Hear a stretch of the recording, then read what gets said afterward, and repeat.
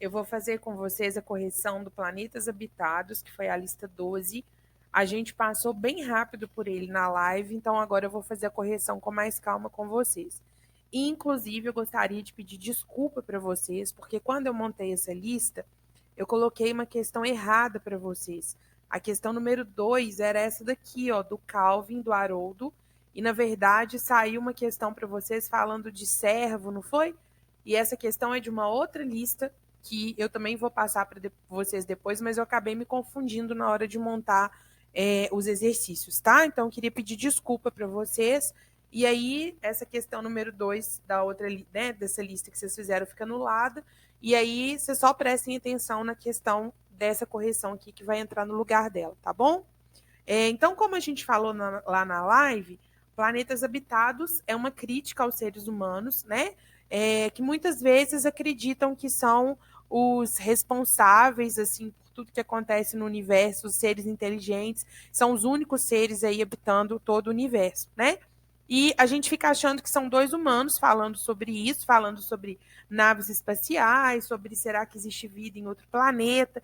E aí o texto faz a gente acreditar que são dois humanos conversando. Só que quando a gente chega lá no finalzinho do texto, quando ele fala assim, ó, pior se tivesse dois... Eles estão falando como que esses seres seriam fisicamente, né? Aí ele vira e fala assim, pior se tivessem dois braços, um par de olhos em cima do nariz, que é exatamente uma descrição de nós, seres humanos, né? Então aí tem uma quebra de expectativa, principalmente no finalzinho, na hora que um fala com o outro assim para sair com cuidado, porque seis patas fazem muito barulho. Então a gente descobre que, na verdade, essa conversa estava acontecendo entre dois seres extraterrestres e não entre dois humanos. A primeira questão, a gente corrigiu lá na live, mas eu vou retomar com vocês, que fala, né, qual que é a quebra de expectativa. Então eu coloquei assim: o conto nos parece que são dois humanos conversando sobre a superioridade da sua raça e a inferioridade dos alienígenas. Ao final, percebemos que são alienígenas falando da inferioridade humana, né? Então a quebra de expectativa é mostrar que os alienígenas pensam da gente o que nós pensamos deles, digamos assim, tá bom? A questão número 2, que peço mais uma vez desculpa por ter colocado uma questão errada para vocês, tanto que na hora da live eu fui tentar responder ela na hora com vocês, assim, e não consegui muito, né, porque não existe um servo aí no texto para eu achar essa informação, tá? Na verdade, a tirinha do Calvin, que era a questão número 2, que olha que bacana, ele fala assim, às vezes eu acho que o indício mais óbvio de que existem formas de vida inteligente fora da Terra é que nenhuma delas tentou entrar em contato conosco. Então, o que essa tirinha está mostrando? O Calvin está fazendo uma crítica aos humanos, mostrando que, na verdade, não tem o que eles virem buscar aqui, né? O que um alienígena vai vir aqui fazer com a gente, né? O que eles vão aprender com a gente se a gente está fazendo esse tipo de burrada aí, né? A gente está destruindo a floresta, as matas, né? A gente está destruindo aí tudo que é necessário para a nossa vida no planeta, a gente está zerando a sustentabilidade. Então, o que eles viriam aprender com a gente? Então, olha como que eu respondi. Eu pedi para vocês explicarem a crítica, né, presente aí na charge e relacionar com o texto. Eu coloquei assim, ó.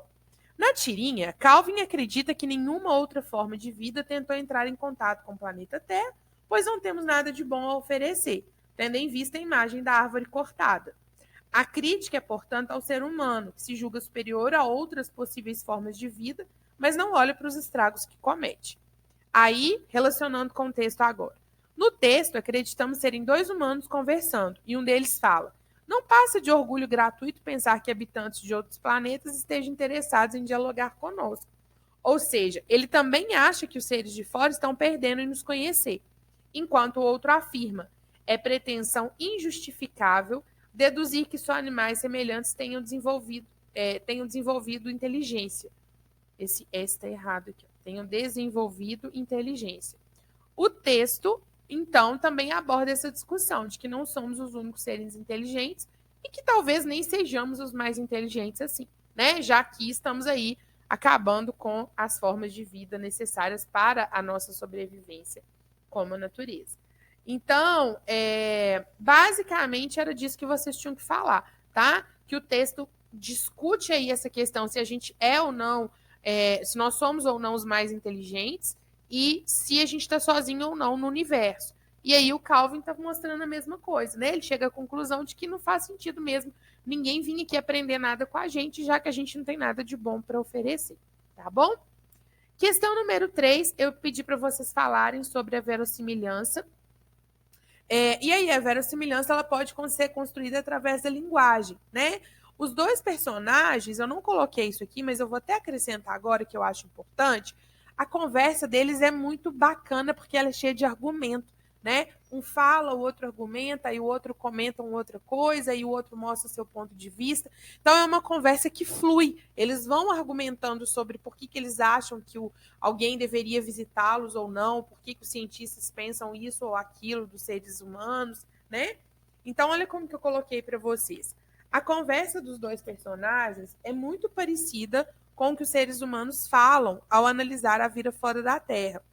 Além disso, eles usam expressões como nossos cientistas, estrela brilhante, planeta, atmosfera e oxigênio puro. E em outro momento, eles descrevem os humanos. Pior se tivessem 2 braços, um par de olhos em cima do nariz. E aí eu vou acrescentar a isso tudo aqui, ó. Vou colocar.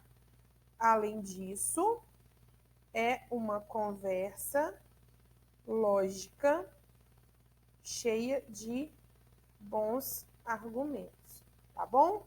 Então, a verossimilhança, ela não precisa necessariamente ser construída só com termos relacionados à ciência, né?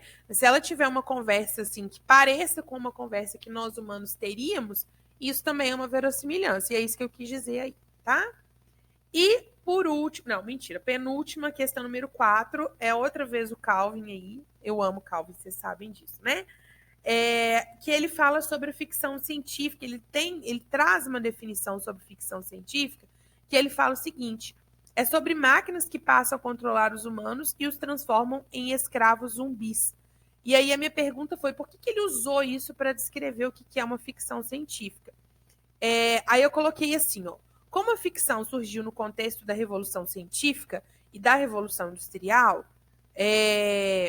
aqui, ó, deixa eu acrescentar, como a ficção científica surgiu no contexto da Revolução Científica e da Revolução Industrial, a máquina era vista como um inimigo.